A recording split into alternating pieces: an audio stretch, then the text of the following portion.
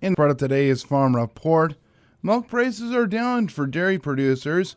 Jim Sulphur with the University of Minnesota Extension Service Office shares some strategies for them on how to weather the storm. With milk prices and with costs where they're at right now, a lot of our producers are about at a break even. They're maybe making a little bit of money, but really not a lot of money. And hopefully this fall we'll get a little better milk prices and be a little more profitable. Surely quite a contrast from a year ago when we really had good milk prices and most producers were enjoying fairly good profitability. One nice thing this year that's maybe different than last year is it looks like we're going to, at least our crops are off to an awful good start. If we can continue to get some heat and hopefully won't get too much rain, that will get really good crops, and that always helps us out when we raise most of our own crops in this area. But what are some of the strategies we can do in kind of a declining milk market? Well, there's declining or an up or down milk market, but maybe more important in a declining market is we really do have to keep good records. We need to kind of know where our cost of production is. Looks like our feed costs now have kind of settled into where they're going to be, and so it might not be quite as important to do it on a monthly basis. But I would encourage people to really keep both good production records, which would be like a DHIA or some kind of milk meters, and also really good financial records, and try to keep those up to date and kind of know where you're at from a profitability standpoint.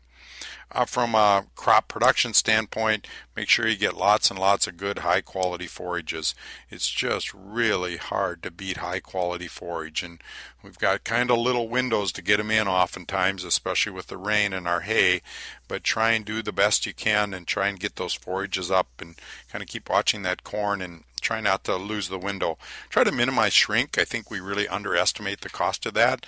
I've had a number of conversations, maybe more over the last couple of years, but when you look at shrink, if it costs $6 to $7 to feed a cow, 10% shrink, which is fairly minimal on a lot of our forages. If we don't do a good job of managing our bunkers or piles, we can have 20 or 30% shrink. That's 60 cents per cow per day.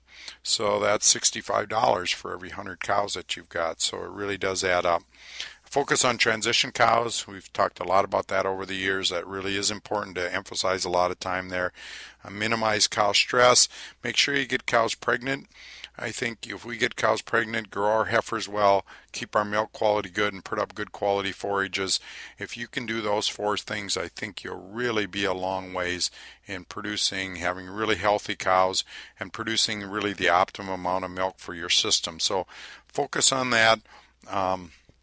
And try and take good care of those crops and get those forages harvested, because lots of good quality forage on our land really will go a long way in help mitigating these little lower milk prices that we've seen. This has been Jim Sulphur with the University of Minnesota Extension in St. Cloud. If you're looking for the latest in farm news at either the local, state, or national level, check in with me, Scott Colomb, at 6:35 a.m. and 4 p.m. right here on AM 960 KLTF. The USDA recently released the May milk production numbers for Minnesota.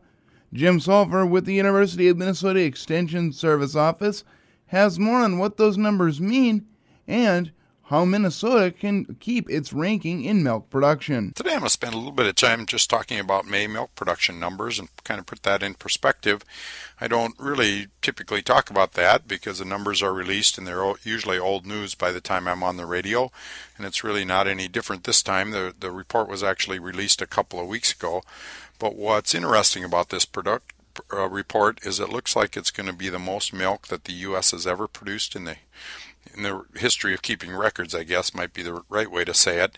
The U.S. nationally, they're expected to produce about 18.3 billion pounds of milk.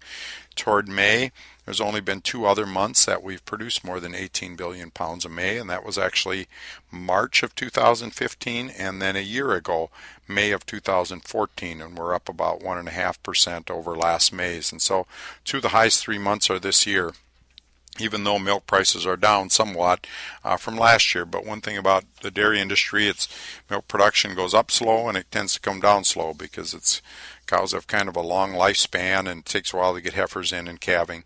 Anyway, when you look at kind of the shining stars, it's kind of a tale of 2 different parts of the country. The East Coast, kind of east of the Mississippi, is really growing in milk production, particularly the upper Midwest.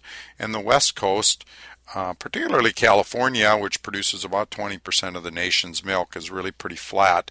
Matter of fact, if you look at May production for California, they're down about 3% with the same cow numbers.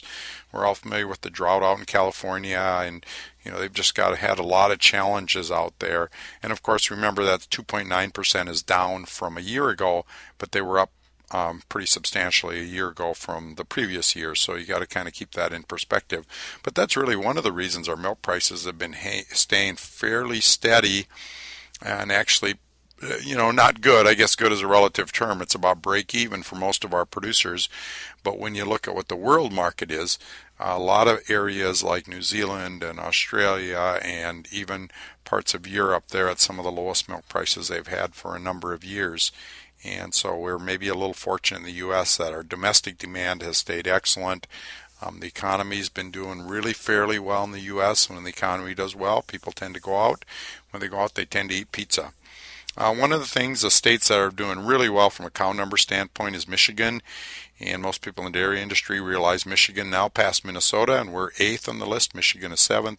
Idaho, Wisconsin, South Dakota, North Dakota, and Iowa. And so I think that's one of the reasons that there's this push and a kind of an effort to see what we can do to kind of rejuvenate Minnesota's dairy industry.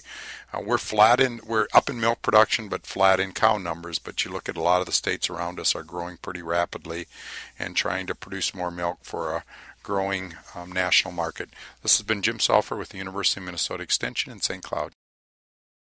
Some industry analysts have said they expected hog producers to either slightly cut farrowings this summer and fall or even increase them a little bit. But Friday's USDA quarterly hogs and pigs report shows producers intend to cut farrowings 3% this summer compared to last year and a 4% cutback for this fall. We asked USDA livestock analyst Shale Shagam for some likely reasons. We had gone through a couple months of negative returns. So there was probably some concern on the part of producers that the period of very strong returns they had seen late last year and into early part of this year were not going to continue. Also, during the spring quarter, pigs saved per litter went up to a new record high. Some of the producers may have seen this recovery and assumed that if we have a certain amount of capacity in our finishing barns, to the extent that we have more pigs per sow coming out, we don't need as many sows to maximize the throughput going through the finishing barns. So expect a cutback in pork production later in the year, but for now, output still going up with a spring pig crop 8% bigger than a year ago, market hog inventory 9% bigger. Gary Crawford for the U.S. Department of Agriculture, Washington.